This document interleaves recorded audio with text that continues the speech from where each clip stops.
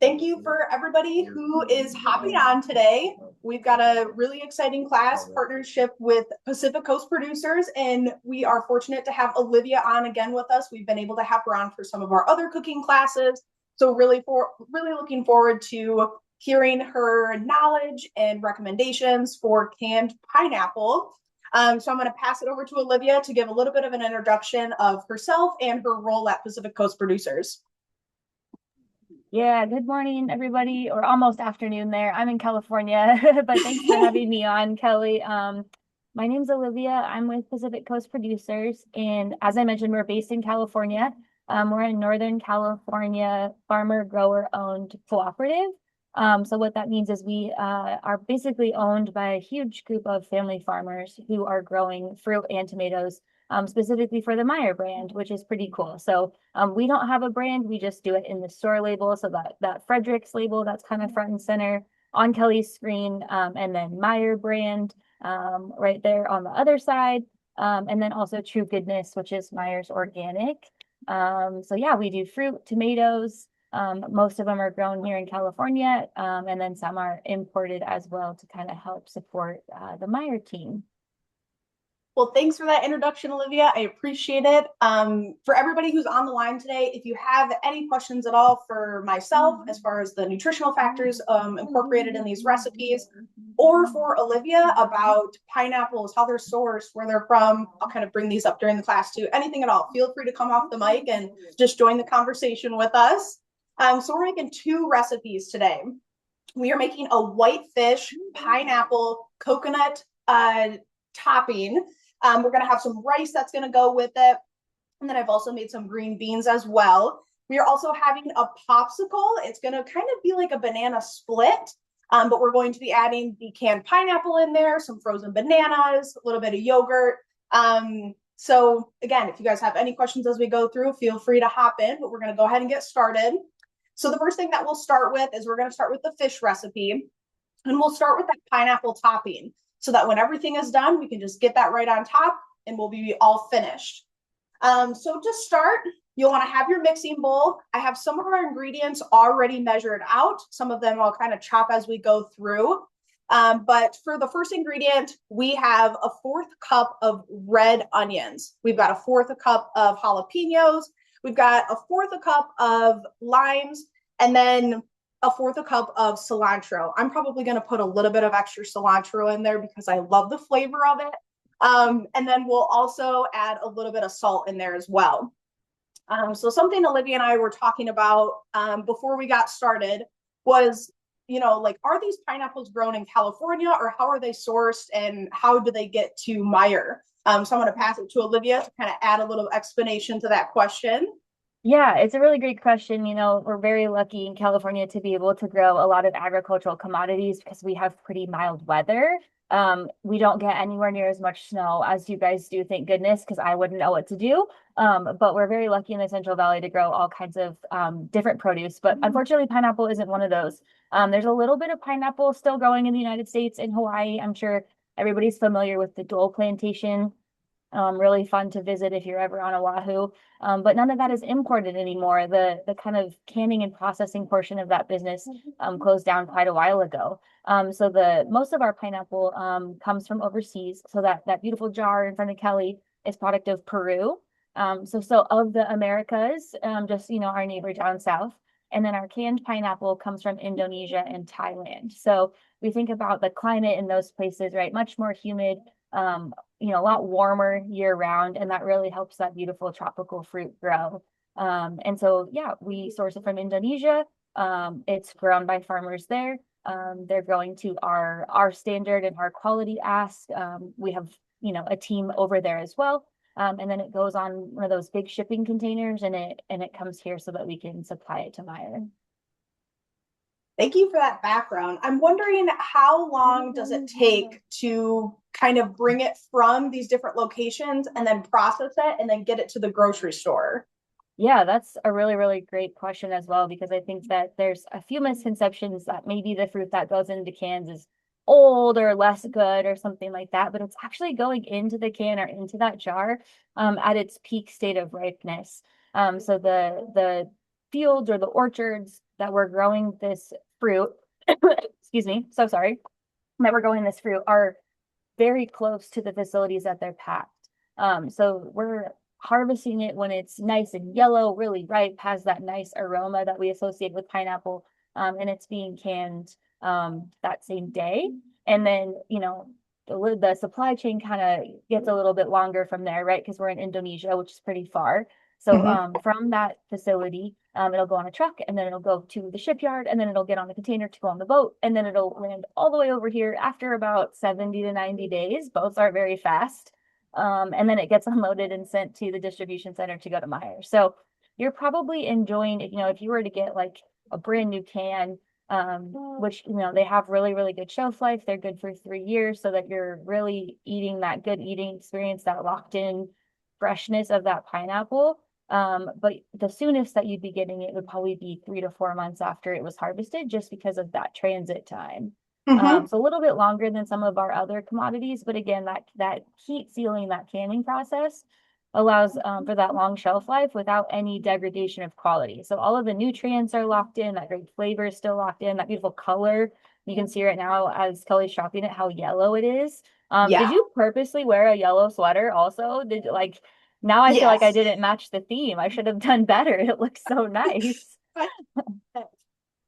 But yeah, so that heat sealing process helps lock all of those things in. Whereas, something that's fresh, as it ages, we start to lose color, we start to lose flavor. And then of course, like the bioavailable nutrients aren't there after quite a bit of time. So the nice thing about that canned pineapple and that jarred pineapple is all of that gets locked in right as it's sealed.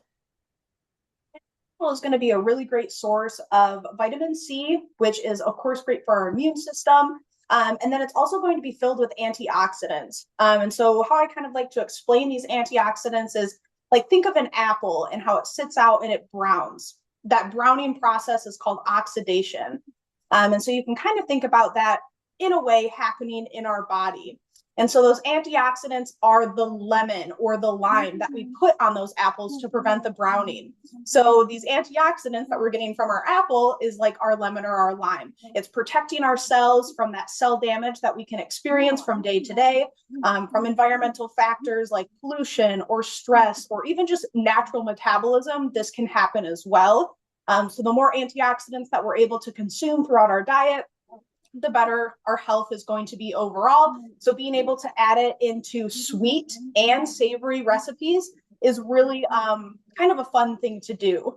I also wanted to mention as well, Olivia and I were talking about this. I was telling her that I really enjoy pineapple more from the can or from the jar, just because I think the flavor is a little bit better. And usually when I eat it fresh, I get kind of that like tingly feeling in my mouth. And so Olivia has a good explanation on why that happens and why you don't experience that when they're canned or jarred. Yeah, so pineapple is a very high acid fruit, and so that's what creates kind of that mouth tingling feel. I'm sure we've all had like a few pieces too many, and then all of a sudden your tongue feels like numb or kind of fuzzy, and you're like, dang it, I was just trying to have some fruit. But that basically comes from the acid that's naturally present in that fruit. And again, there's not anything else in that can beside or in that jar besides pineapple juice. That one has coconut water as well. It gives it a nice coconutty flavor, which is perfect for this recipe. But in the can especially, it's just pineapple juice. But the heat step, which is how canning works, I don't know if anybody's ever done any home canning where you boil the jar. We basically just do that on a much bigger scale. That heat step effectively like cooks out some of the acid. And so that means that you can enjoy quite a few, more bites without getting that fuzzy tongue feeling.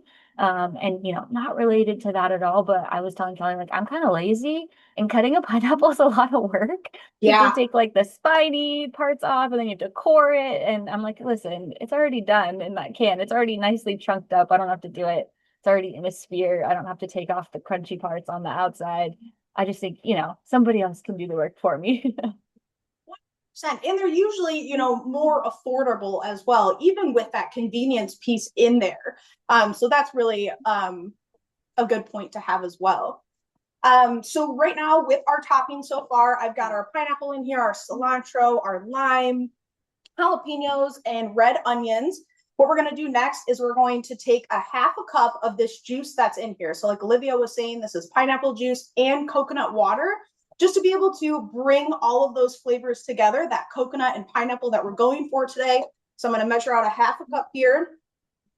And using the juice that's already in the jar is great, just to kind of keep the waste pretty minimal and be able to use everything that you're purchasing.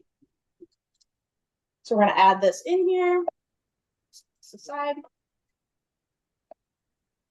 I'm just going to take the pause moment really quick and see if anybody has any questions or anything, just because we've been chit-chatting.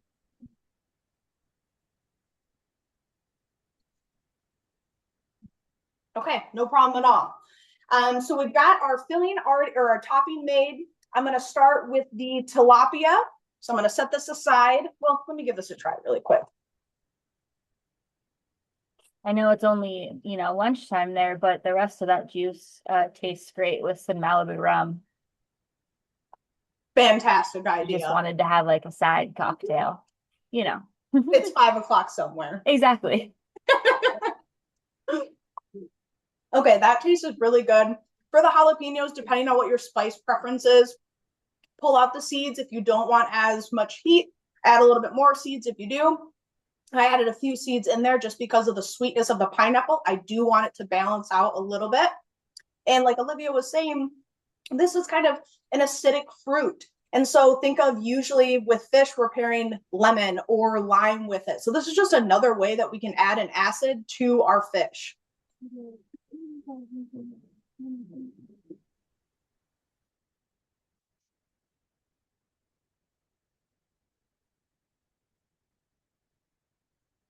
So I've got our tilapia here. And before we put it in the pan, we want to pat it dry. And the reason that we want to do this is to make sure that it sears and it doesn't steam. And you'll see that in the instructions as well. So I'm going to pat it dry on both sides. And you can use cod, you can use tilapia, any type of whitefish that you prefer. So we're all good here. And then I'm going to salt both sides. And we won't be adding much seasoning to this fish today. Feel free to if you would like. But we're going to get a ton of flavor from the topping. So it's going to be, not really seasoning heavier. We're not going to have a lot of combinations that we need to be mindful of. Just adding a little bit of salt. I'm going to get my pan a little bit hot here. I also wanted to call out some nutritional facts for tilapia as well. Tilapia is going to be a very lean protein. And we hear this a lot. And so lean protein means that it's going to be low in fat. And that includes healthy fats, which are great to include in our diet, but they're still going to be high in calories. But it also means low in saturated fats, which are the types of fats that we want to keep low in our diet. We're predominantly going to find those saturated fats in our four-legged animals, so our pigs or our beef, even a little bit in chickens. So I say the less legs, the less saturated fat. So pigs and pork, chicken, fish, and then our plant-based options. Kind of think of it that way when you're thinking about that saturated fat. Our salmon is going to be a really great source of unsaturated fat. It's going to have a lot of those healthy fats in there that we want to include in our diet. But like I was just saying, it is still going to be high in calories. So because our whitefish is a little bit leaner than even that salmon would be, we're going to have still a great protein profile, but still a little bit lower calories. So for about a 4 to 6 ounce serving of tilapia, we'll get about 80 calories or so and maybe like 17 grams of protein around there. So my pan is hot. I'm going to add my tilapia in here. I feel like I'm learning so much. The less legs is a great way to remember that. That's awesome. Isn't it kind of fun? Yeah. I really like that too. That's so useful.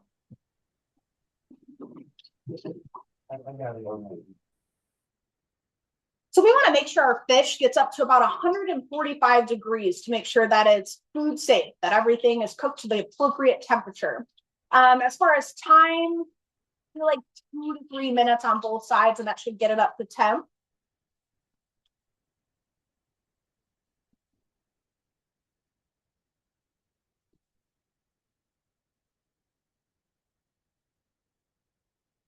Olivia, with the rinds that are in the pineapple, what happens with those? Yeah, that's a good question because there's always parts of a fruit that we don't eat. So as a company, we're pretty dedicated to reducing as much waste as possible. So I can tell you about pineapple and then also just about the other canned fruits just because it's fun. Yeah. So the very outside kind of the spiny part really just becomes plant matter compost. It's not quite super usable just because of the abrasiveness. But the core can be turned into animal feed.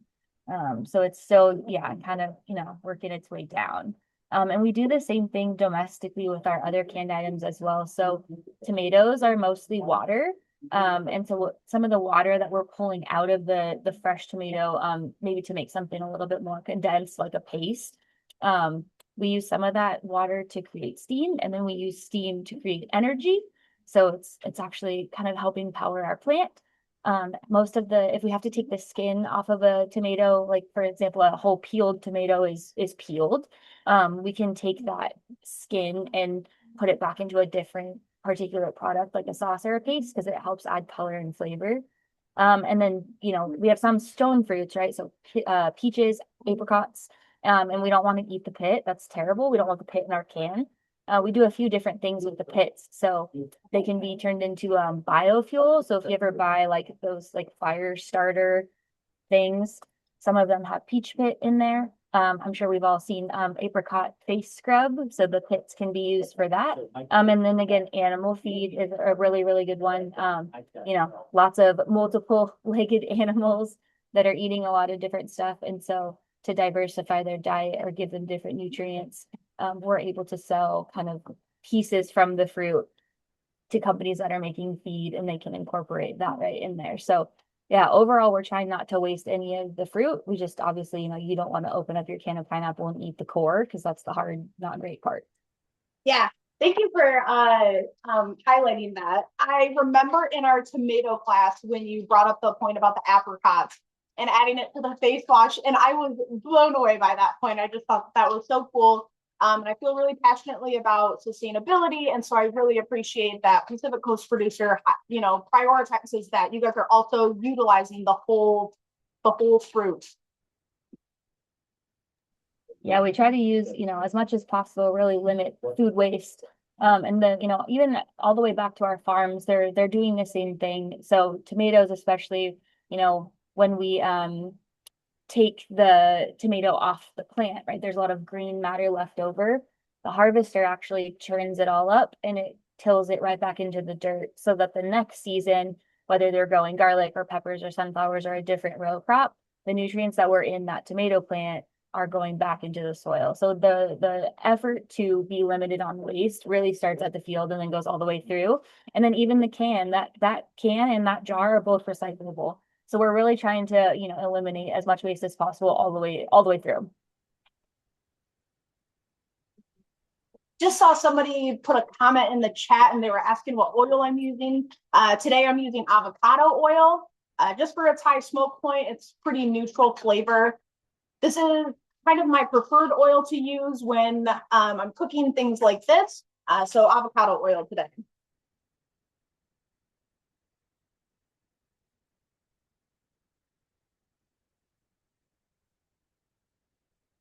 Okay, the fish is searing.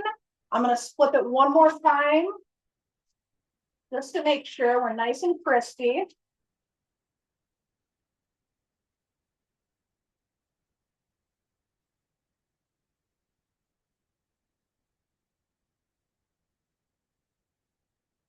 Okay, I'm going to try to show you guys this without dropping it, but this is what our fish looks like. So nice sear on there, really quick cook. So this would be a great recipe to be able to make during the week, either, as a prep option that's already ready to go, or after work, just because, you can kind of whip it together fairly quickly. As far as the rice option, of course, you can make your own rice. I am working on mastering that craft. For me, for some reason, it is challenging to get that rice perfect, not too sticky, all the way cooked, things like that. So as an alternative, if you also struggle with getting the rice perfectly how you like it, you could always do like the microwavable rices, or just keep working at it until you can get that perfect. So I'm going to plate our tilapia really quick. So I'm going to add our rice on here. Today I chose brown rice just because a little bit more vitamins and minerals in there, and the fiber, of course. Feel free to use whatever rice sounds good to you for this dish. You could use farro or quinoa or white rice. Any of those will be great options. I usually like to cook my rice in the broth or in a broth, just to be able to add a little bit more flavor in there too.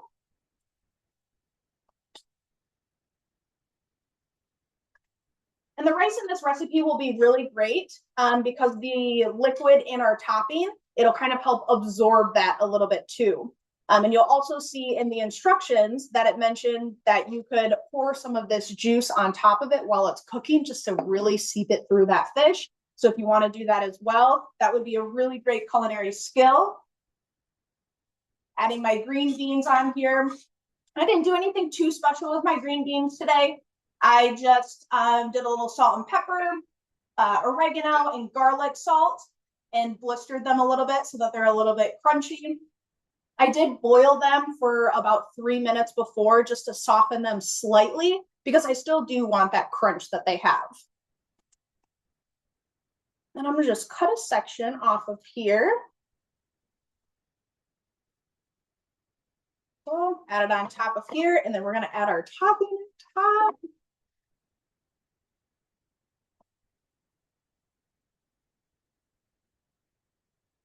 I also think one of the fun things about trying new recipes is all of the different colors. I feel like it makes it more inviting and makes you want to do it again. One of the tricks that I try to tell my clients is to make it pretty. You know, you don't have to do a lot of effort to make the plate pretty. If you just have a variety of colors, I think that that can really do a lot to kind of help bring you back to the kitchen.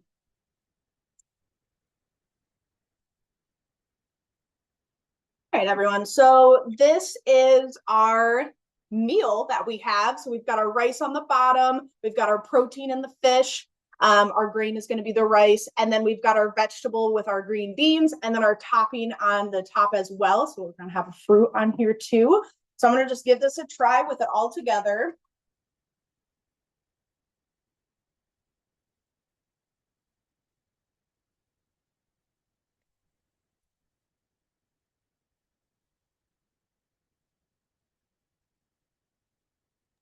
I'm just mind blown that you cooked all of this in like 22 minutes or something. I'm like, okay, I definitely have to make this like when I get home from work. I love that you called that out too. It has that in the recipe too, that it takes like maybe 25 minutes or so. And that was true. I mean, obviously for this class, I've got some of the ingredients already prepped. But even at Meijer, you can find the already chopped red onions if you need to save a little bit of time. You can find the already chopped cilantro, just to find those ways where sometimes paying for that convenience is helpful, just to be able to keep aligning with your goals and adding a lot of flavor and fun to all of your recipes. I love sweet and savory flavors together. So this will be a recipe that I will want to keep in my rotation as well. We're getting a little bit of sweetness from the red onions, of course, from the pineapple as well. And then the rice and the fish kind of really balance it back out with more of those mild savory flavors. Thanks, Nikki. This is always the toughest part. I wish I could just send a chunk to all of you. I remember the last one that we did. I was sitting here and I was like, okay, well, it's 9:30 and I'm ready to eat lunch because all of your food looks so good. All right, guys, I'm going to set this aside and we are going to start our our popsicle recipe.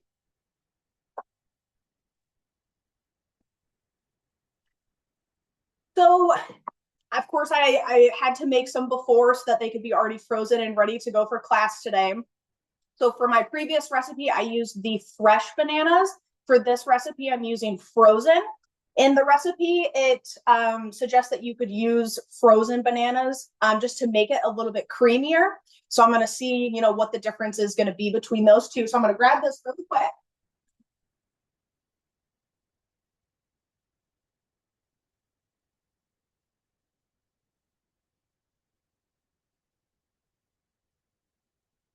And I've frozen bananas previously before for just to save them because they were going bad, and I left the peeled on them. I would suggest not doing that, just because when they are frozen, it makes taking that peel off so much harder. So if you are going to save your bananas in the freezer, make sure that you peel them first, just for easy use when you're ready to use them again. So I've got 2 of my frozen bananas in here. These Those popsicle molds are so nostalgic. I'm so What's excited. That? Those popsicle molds are so nostalgic. No, I felt the same way when I was at the store, and they're like the Kool-Aid brand. They're from Meijer, so you'll see them there. But yeah, I was like, wow, we're really taking it back. I love it, Nikki. So you're familiar with the popsicle making. I have not made a popsicle in forever, so it was excited to kind of bring it back around full circle.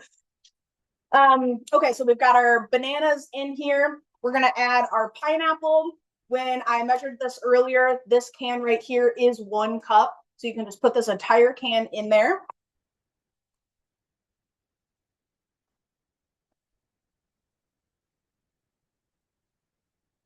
I'm going to drain some of the juice off this just a little bit. I felt like my first batch was a little runny because I added that juice in there.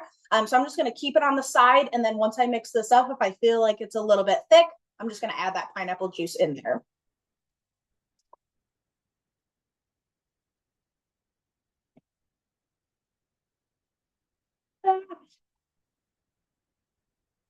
We're going to do our 3/4 of yogurt. Today I'm using a low-fat vanilla. You could use Greek. You could use any type of yogurt you want to. I chose vanilla just to have a little bit of that sweet option in there. But because we're having the pineapple and the bananas and the maraschino cherries, it's going to be pretty sweet. So if you did want to use Greek, I think that that would be a great choice as well. I'm going to put 3/4 cup in here. Also, if you are non-dairy or have dairy sensitivities, all of our dairy alternatives for the milk and the yogurt option for this will work as well.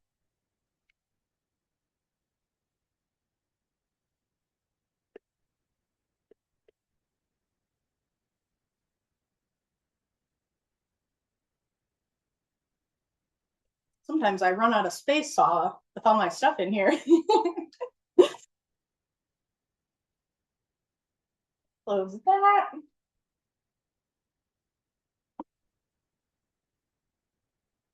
I am using soy milk today, and we're going to put 1/4 cup in here.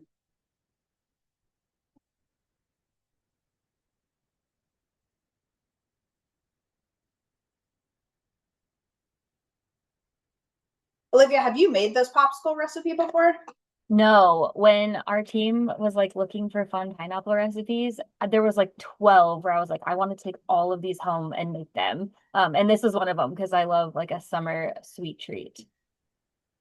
100%. This is still like bringing in our whole foods of our pineapple and our banana, and we've got yogurt in there to have a little bit of protein, but we're still going to get that sweet treat, and then we're going to add a little bit of chocolate on there for fun as well. So it all works out in the end. I even feel like if you, for some reason, just wanted to make these last minute, you could swap out the fruit and it would still be so good. Oh, totally. Yeah. Or even like add some other fruit in there, like if you wanted to do like a strawberry or a peach or something, like make like a peaches and cream. Oh, that would be good. Yeah. Okay, we're gonna add just a tiny bit of this vanilla in here. I always measure vanilla with my heart. And then I'm going to blend it up. I'm sorry if this is a little bit loud. We usually always apologize for the sound, but then on the other end, you guys don't hear it. But still, if you do, I just wanted to call that out ahead of time.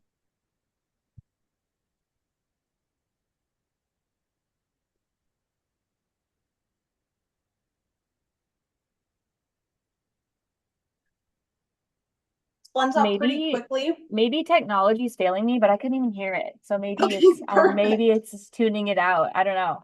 I was prepared. It's doing what it should be then, because usually that's what happens, and I'm glad it does, or else that would just be a obnoxious sound. Yeah, I did not hear it at all. So, and I have headphones, so it would have been really loud. Yeah. All right, guys. So this blends up pretty quickly. It's already pretty smooth. I can show you what the texture is like right now.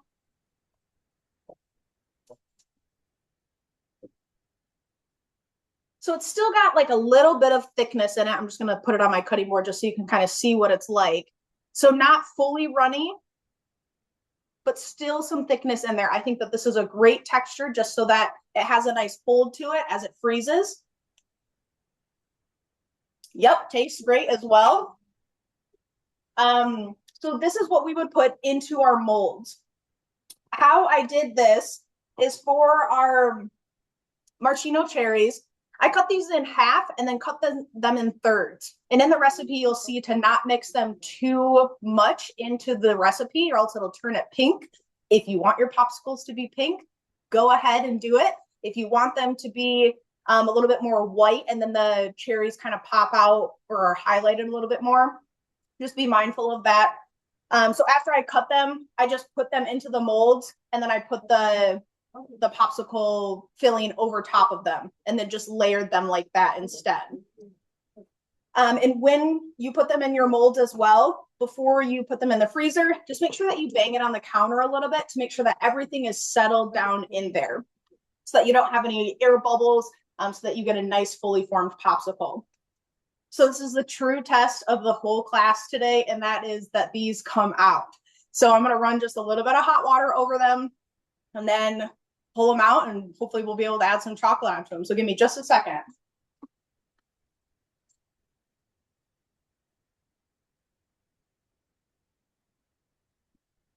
Olivia, tell them what your favorite product is at PCP, because I tried it and I loved it as well. Yeah, so we make a fire roasted salsa. It's in the Meyer brand in the tomato section. It's in a can. It's absolutely delicious. I love it so much I served it at my wedding. Um, so if you just open the can, put it in a bowl, put it out for your guests, like it's completely ready to go. You don't have to add anything. It is the best salsa with tortilla chips. Oh yeah, see, Nikki shred it. You get it. It's so good. Or if you've ever seen those crock pot recipes where you like put the salsa and then like put your chicken and then put your taco seasoning and you just kind of leave your house for 4 hours, it's the perfect item for that because that fire roasted flavor kind of like levels up your chicken a little bit. So yeah, I love it. I have pretty much a case at my house at all times. It's the only salsa I like serve. I have friends who are like, "Can you bring your salsa?" And I'm like, easily, no problem. And it's really funny because sometimes people ask if I make it, and I'm like, well, kinda. I know the guy that made it, it counts. Okay, guys, so it works. We've got our popsicles. Just gonna pull this out very carefully. This is what it looks like. You can see the cherries in there. This one was maybe not as well put together as far as the maraschino cherry distribution, but here we are. So I'm going to add the chocolate on top of this. I just used our Meyer semi-sweet chocolate chips. You could do dark chocolate, milk chocolate, peanut butter, whatever fills your heart. I added some coconut oil in here to thin it out a little bit, just because I want it to be a little bit more liquidy as I add it to the top. So I'm going to dip it in here.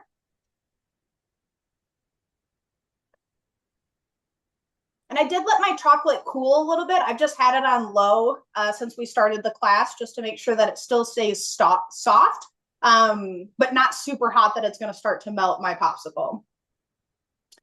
So we've got the chocolate on the top, and all I had was some green sprinkles. So we're going to do it. That looks so good. I'm thrilled to try this.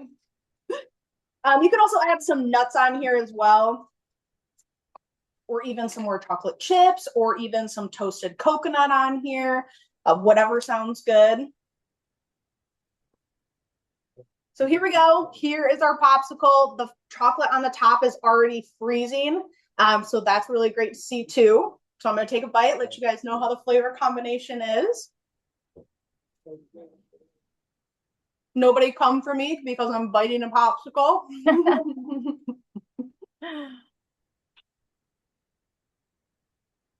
So you are going to get all of the sweetness that you want in a sweet treat in a popsicle with this popsicle.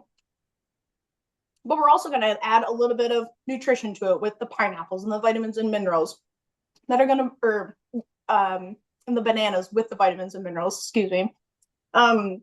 So you saw today that it does come out of the mold beautifully. Just run a little bit of hot water over there to kind of smooth it back out. And you have a delicious treat that can stay in your fridge for a little bit longer. Coconut milk. I am not 100% sure. Whenever I thin out my chocolate, I've only ever used coconut oil, but I think you could try it and see how it goes. Maybe just set it to the side and do like a separate batch to see if that works. But good question. I'm going to hop over to the chat, make sure I didn't miss anyone's questions.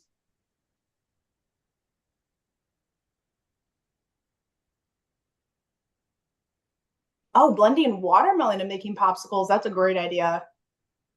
Good for hydration too. That's fantastic. I feel like watermelon and pineapple together would be delicious as well. Yes. So Guys, now I'm we're just all gonna on make, to something. I'm telling you, every fruit. All of them in one.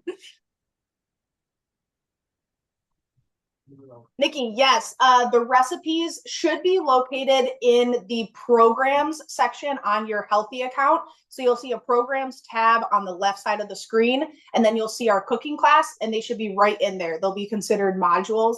If you have any issues getting to them, let me know and I can send them to you, but that should be where you find them.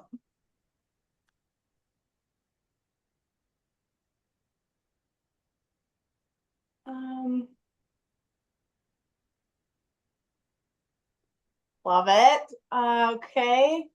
Coconut milk. Which salsa was it again? Oh, Olivia, can you remind them which salsa you liked again? Oh, you put it in there. Thank Yeah, you. I put the link in there. I don't know. I can't, I don't have a can. But it's fire roasted salsa style. And it'll just be in the tomato set. I do believe we have it going on ad soon as well. I can check that for you and I can tell you when it'll be on sale.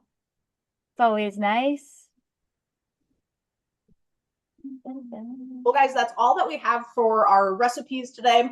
I just want to give it a few minutes to see if anybody has any questions for me or questions for Olivia.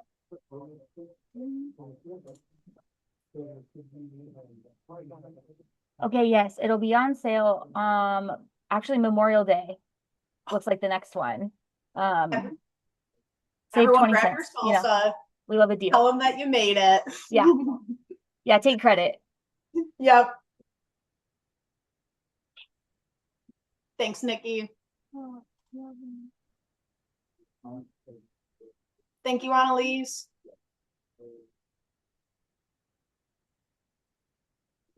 All right, I'm going to pause my recording. I was gonna say, Kelly, thank you so much because you made me try new products. Thank you for joining, Michelle. You were one of like our best supporters. Of course.